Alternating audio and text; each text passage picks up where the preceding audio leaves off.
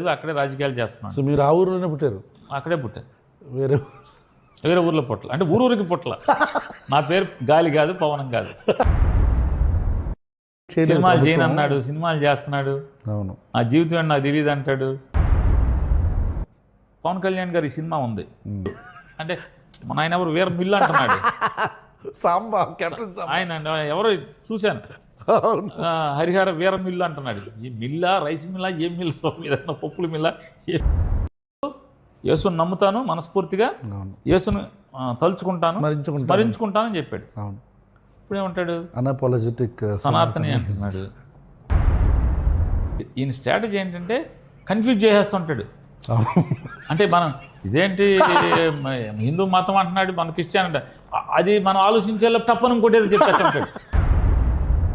ఇదేంటి ఇట్లా అన్నాడు అంటే దేన్ని కన్సిస్టెంట్గా అతని మీద మనని నిలబడినవాడు.